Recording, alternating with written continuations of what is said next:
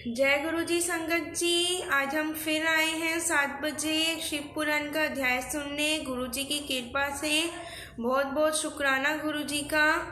संगत जी प्लीज़ आप इकट्ठा हो जाएं ताकि हम क्या कहते हैं शिव पुराण का अध्याय सुन सकें।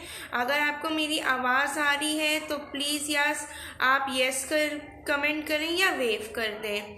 जब तक सारी संगत इकट्ठा होती है हम मंत्र जाप करते हैं। ओम नमः शिवाय, शिव जी सदा सहाय।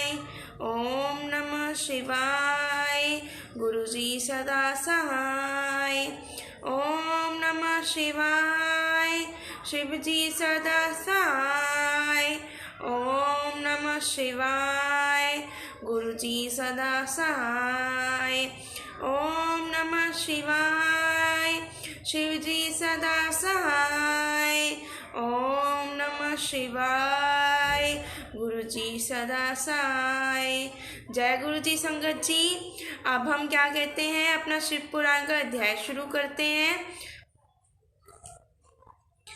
पृथ्वी आदि से निम्रित देव प्रतिमाओं के पूजन की विधि, उनके लिए नैवेद्य का विचार, पूजन के विभिन्न उपचारों का फल, विशेष मास वार तिथि एवं नक्षत्र योग में पूजन का विशेष फल तथा लिंग के वैज्ञानिक स्वरूप का विवेचन। ऋषियों ने कहा, साधु शिरोमणे, अब आप पार्थिव प्रतिमा की पूजा का विधान बताइए जिससे समस्त अभिशिष्ट वस्तुओं की प्राप्ति होती है। सूत जी बोले, महर्षियों, तुम लोगों ने बहुत उत्तम बात पूछी है। पार्थिव प्रतिमा का पूजन सदा संपूर्ण मनोरथों को देने वाला है तथा दुख का तत्काल निवारण करने वाला है। मैं उसका वर्णन करता हूँ, तुम लोग उसको ध्यान देकर सुनो। पृथ्वी आदि की बनी हुई देव प्रतिमाओं की पूजा इस भूतल पर अभिष्टदायक मानी गई है। निश्चय ही इसमें पुरुषों का और स्त्रियों का भी अधिकार है। नदी, पोखरे अथवा कुएं में प्रवेश करके पानी के भीतर से मिट्टी ले आए, फिर गंध चूर्ण के द्वारा उसका संशोधन करें और शुद्ध मंडप पे रखकर उसे महीन पीसे और साने। इसके बाद हाथ से प्रतिमा बनाएं और दूध से उसका सुंदर संस्कार करें। उस प्रतिमा में अंग प्रत्यंग अच्छी तरह प्रकट हुए हो तथा वे सब प्रकार के अस्त्र शस्त्रों से संपन्न बनाई गई हो। तदंतर उसे पद्मासन पर स्थापित करके आदर पूर्वक उसका पूजन करें। गणेश, सूर्य, विष्णु, दुर्गा और शिव की प्रतिमा का, शिव का एवं शिवलिंग का द्विज को सदा पूजन करना चाहिए। षोडशोपचार पूजन जनित फल की सिद्धि के लिए 16 उपचारों द्वारा पूजन करना चाहिए। पुष्प से पोषण और मंत्र पाठ पूर्वक अभिषेक करें। आघैनी के चावल से नैवेद्य तैयार करें। सारा नैवेद्य एक कुड़व लगभग पाव भार होना चाहिए। घर में पार्थिव पूजन के लिए एक कुड़व और बाहर किसी मनुष्य द्वारा स्थापित शिवलिंग के पूजन के लिए एक प्रशस्त सेर भर नैवेद्य तैयार करना आवश्यक है। ऐसा जानना चाहिए, देवताओं द्वारा स्थापित शिवलिंग के लिए 3 सेर नैवेद्य अर्पित करना उचित है और सव्यम प्रकट हुए सव्यम भूलिंग के लिए 5 सेर। ऐसा करने पर पूर्ण फल की प्राप्ति समझनी चाहिए। इस प्रकार सहस्त्र बार पूजा करने से द्विज सत्य लोक को प्राप्त कर लेता है। 12 अंगुल चौड़ा इससे दूना और 1 अंगुल अधिक अर्थात 25 अंगुल लंबा तथा 15 अंगुल चौड़ा जो लोहे या लकड़ी का बना हुआ पात्र होता है उसे विद्वान पुरुष शिव कहते हैं। उसका 8वां भाग प्रसिद्ध कहलाता है जो 4 कुड़व के बराबर माना गया है। मनुष्य द्वारा स्थापित शिवलिंग के लिए 10 प्रसत, ऋषियों द्वारा स्थापित शिवलिंग के लिए 100 प्रसत और सव्यम भू शिवलिंग के लिए 1 सहस्त्र प्रसत नैवेद्य निवेदन किया जाए तथा जल, तेल आदि एवं गंध द्रव्यों की भी यथा योग्य मात्रा रखी जाए तो ये उन शिवलिंगों की महापूजा बताई जाती है।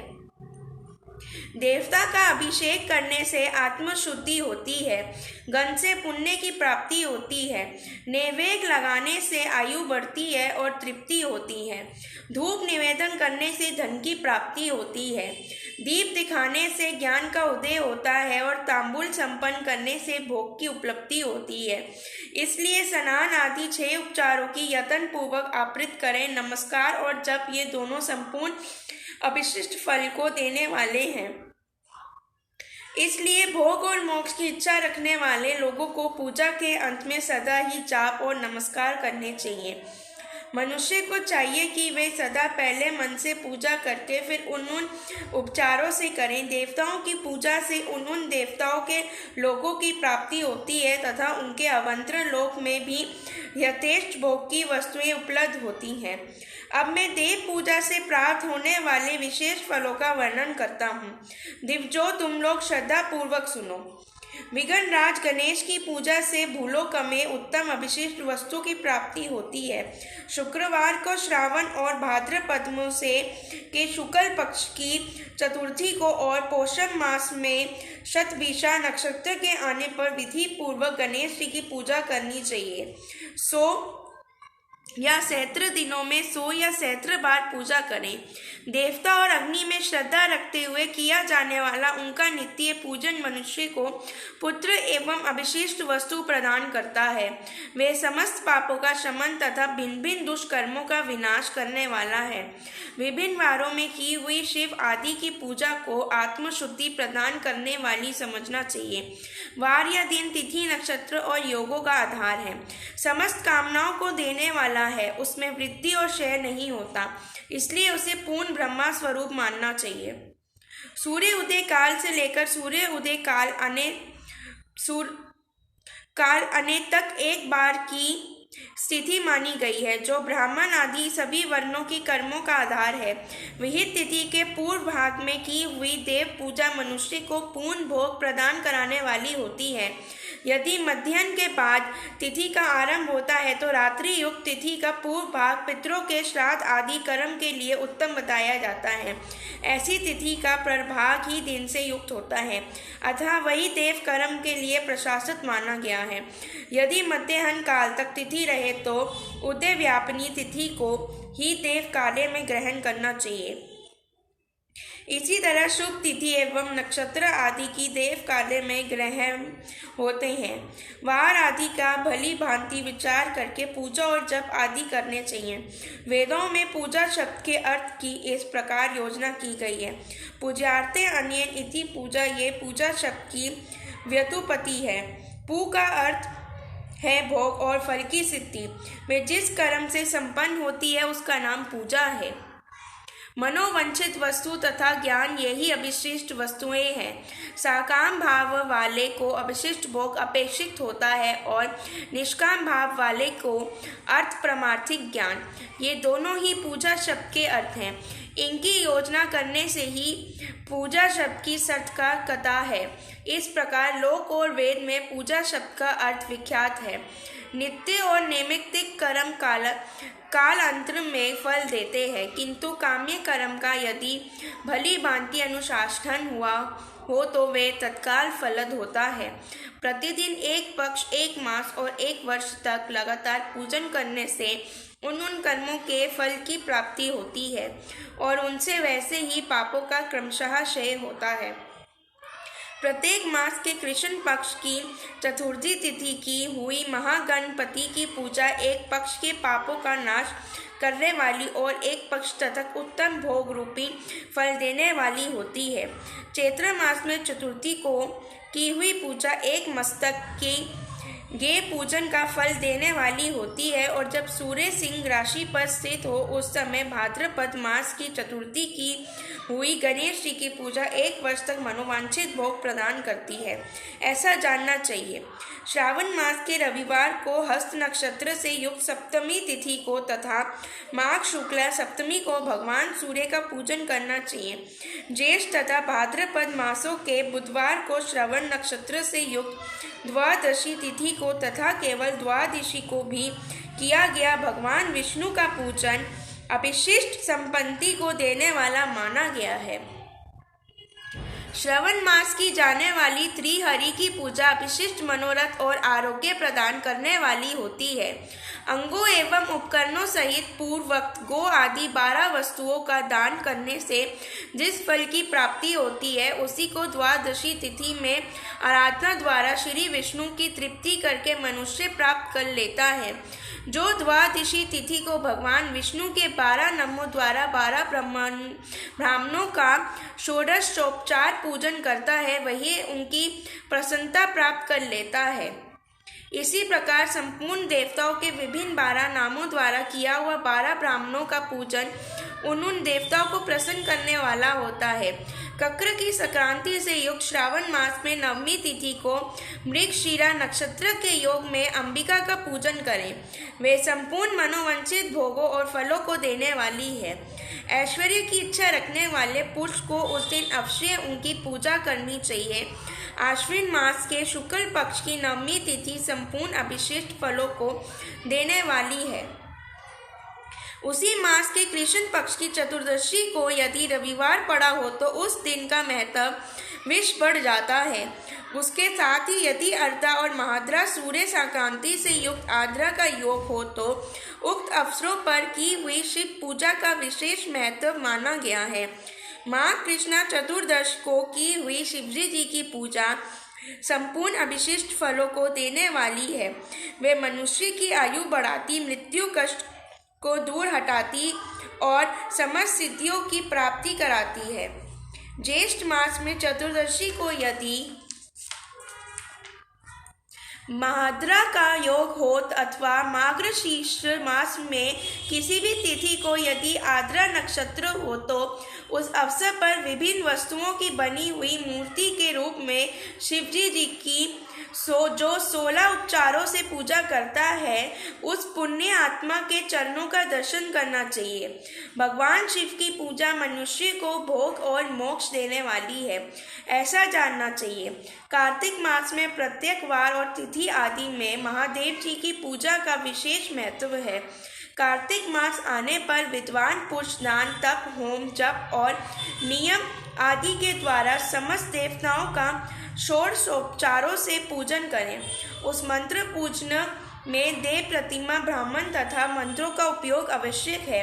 ब्राह्मणों को भोजन कराने से भी वे पूजन कर्म संपन्न होता है।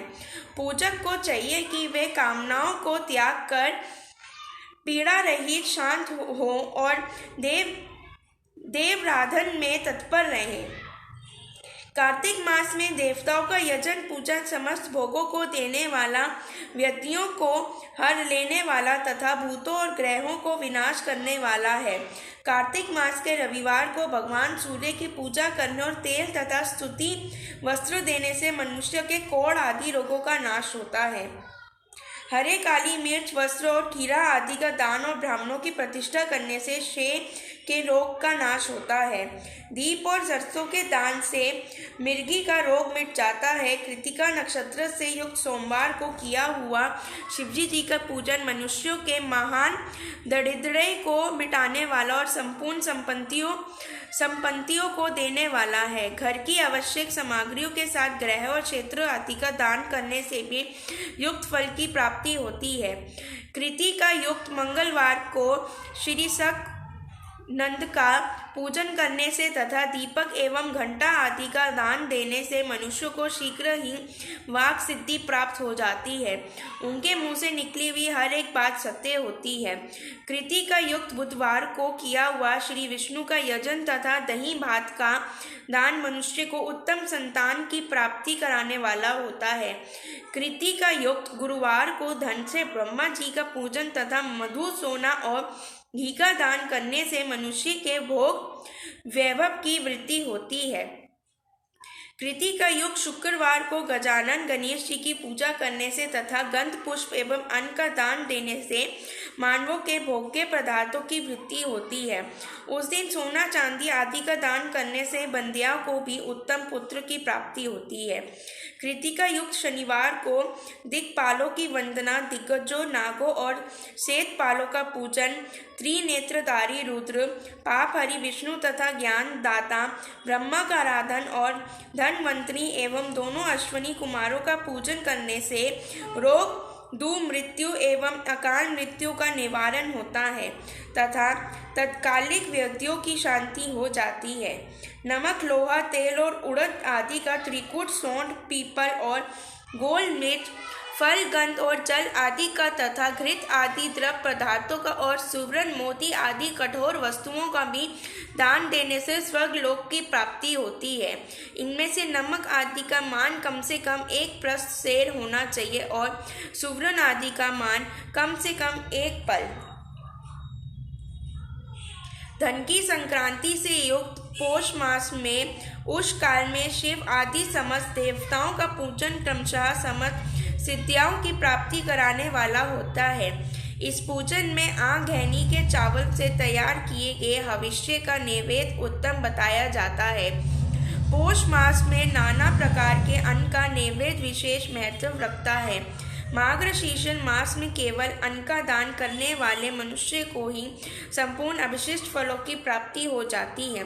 मार्गशीर्ष मास में अन्न का दान करने वाला मनुष्य के सारे पाप नष्ट हो जाते हैं। वे अभिष्ट सिद्धि, आरोग्य, धर्म, वेद का सम्यक ज्ञान, उत्तम अनुशासन का फल, इलोक और प्रलोक में महान भोग, अंत में सनातन योग, मोक्ष तथा वेदांत ज्ञान की सिद्धि प्राप्त कर लेता है। जो भोग की इच्छा रखने वाला है वे मनुष्य मार्गशीर्ष मास आने पर कम से कम 3 दिन भी उषा काल में अवश्य देवताओं का पूजन करे और पौष मास को पूजन से खाली न जाने दे। उषा काल से लेकर संवत्सर काल तक की ही पौष मास में पूजन का विशेष महत्व बताया गया है। पौष मास में पूरे महीने भर जितेंद्रिय और निराहार रहकर द्विज प्रातः काल से मध्याह्न काल तक वेद माता गायत्री का जप करें। तत्पश्चात रात को सोने के समय तक पंचाक्षर आदि मंत्रों का जप करें। ऐसा करने वाला ब्राह्मण ज्ञान पाकर शरीर छूटने के बाद मोक्ष प्राप्त कर लेता है। दिव्येतर नर नारियों के त्रिकाल स्नान और पंचाक्षर मंत्र के ही निरंतर जप से विशुद्ध ज्ञान प्राप्त हो जाता है। इष्ट मंत्रों का सदा जप करने से बड़े पापों का भी नाश हो जाता है। सारा चराचर जगत बिंदु नदवत स्वरूप है। बिंदु शक्ति है और नाद शिव। इस तरह ये जगत शिव शक्ति स्वरूप ही है। नाद बिंदु का और बिंदु इस जगत का आधार है। ये बिंदु और नाद शक्ति और शिव संपूर्ण जगत के आधार रूप से स्थित हैं। बिंदु और नाद से युक्त सब कुछ शिव स्वरूप है, क्योंकि वही सबका आधार है। आधार में ही आधे का समावेश अथवा लय होता है। यही संकलीकरण है। इस संकलीकरण की स्थिति से ही सृष्टि काल में जगत का प्रादुर्भाव होता है, इसमें संशय नहीं है। शिवलिंग बिंदु नाद स्वरूप है, अतः उसे जगत का कारण बताया जाता है। बिंदु देव है और नाद शिव, इन दोनों का संयुक्त रूप ही शिवलिंग कहलाता है। अतः जन्म के संकट से छुटकारा पाने के लिए शिवलिंग की पूजा करनी चाहिए। बिंदु रूपा देवी उमा माता है और नाद स्वरूप भगवान शिव पिता। इन माता पिता के पूजित होने से परम नंद की ही प्राप्ति होती है। अतः परम नंद का लाभ लेने के लिए शिवलिंग का विशेष रूप से पूजन करें। देवी उमा जगत की माता है और भगवान शिव जगत के पिता। जो इनकी सेवा करता है उसे पुत्र पर इन दोनों माता पिता कृपा नित्य अधिकाधिक बढ़ती रहती है। वे पूजक पर कृपा करके उसे अपना आंतरिक ऐश्वर्य प्रदान करते हैं। अतः मुनीश्वरों, आंतरिक आनंद की प्राप्ति के लिए शिवलिंग को माता पिता का स्वरूप मानकर उसकी पूजा करनी चाहिए। भगृत शिव पुरुष रूप है और भगृत शिवा अथवा शक्ति प्रकृति कहलाती है। अव्यक्त तक आंतरिक अधिष्ठान रूप गर्भ को पुरुष कहते हैं और संयुक्त आंतरिक अधिष्ठान भूत गर्भ को प्रकृति। पुरुष आदि गर्भ है। वे प्रकृति रूप गर्भ से युक्त होने के कारण गर्भवान है, क्योंकि वही प्रकृति का जनक है। प्रकृति में जो पुरुष का संयोग होता है, यही पुरुष से उसका प्रथम जन्म कहलाता है। अव्यय तक प्रकृति से महत्वत्व आदि के कर्म से जो जगत का व्यक्त होना है,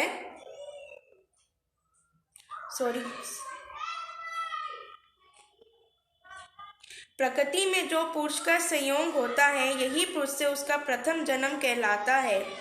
अव्यक्त प्रकृति से महत्व आदि के कर्म से जो जगत का व्यक्त होना है, यही उस प्रकृति का द्वितीय जन्म कहलाता है।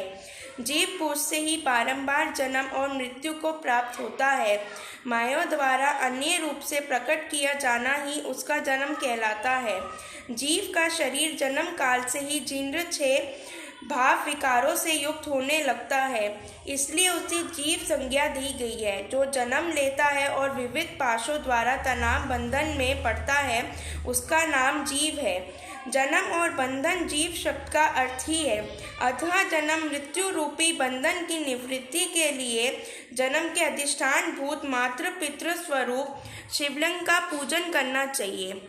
गाय का दूध, गाय का दही और गाय का घी, इन तीनों का पूजन के लिए शहद और शक्कर के साथ पृथक पृथक भी रखें और इन सबको मिलाकर सम्मिलित रूप से पंचामृत भी तैयार कर लें। इनके द्वारा शिवलिंग का अभिषेक एवं स्नान कराएं। फिर गाय के दूध और अन्न के मेल से नैवेद्य तैयार करके प्रणव मंत्र के उच्चारण पूर्वक उसे भगवान शिव को अर्पित करें।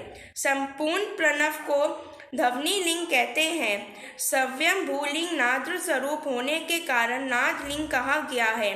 अंतर या अग्र बिंदु स्वरूप होने के कारण बिंदु लिंग के रूप में विख्यात है। उसमें अचल रूप से प्रतिष्ठित जो शिवलिंग है वह मकर स्वरूप है, इसलिए मकार लिंग कहलाता है। स्वारी निकालने आदि के लिए जो चर लिंग होता है वह उकार स्वरूप होने से उकार लिंग कहा गया है, तथा पूजा की दीक्षा देने वाले जो गुरु या आचार्य हैं, उनका विग्रह आकार का प्रतीक होने से आखिर लिंग माना गया है। इस प्रकार आकार, उकार, मकार, बिंदु, नाद और ध्वनि के रूप में लिंग के 6 भेद हैं। इन 6 लिंगों को नित्य पूजा करने से साधक जीवन मुक्त हो जाता है, इसमें संशय नहीं है। जय गुरु जी। संगत जी, मैं एकदम से डर गई थी, पता नहीं गुरु जी ने क्या मेरा कष्ट काटा है अभी। जय गुरु जी, शुक्राना गुरु जी का। मैं अभी मंत्र जाप करूँगी, फिर हम गुरु जी से आज्ञा लेंगे। जो लाइव सेशन नहीं देख पा रहे हैं वो प्लीज़ इंस्टाग्राम पे मैं रोज़ ये सेशन जो है मैं शेयर कर रही हूँ और साथ ही साथ यूट्यूब पे भी अपलोड कर रही हूँ। जिसे भी लिंक चाहिए हो वो अक्षय अंकल जी से ज़रूर ले लीजिएगा। अभी हम मंत्र जाप करते हैं। ओम नमः शिवाय, शिवजी सदा सहाय। ओम नमः शिवाय, गुरुजी सदा सहाय। ओम नमः शिवाय, शिवजी सदा सहाय। ओम नमः शिवाय, गुरुजी सदा सहाय। जय गुरु जी। कल हम फिर मिलेंगे 7 बजे।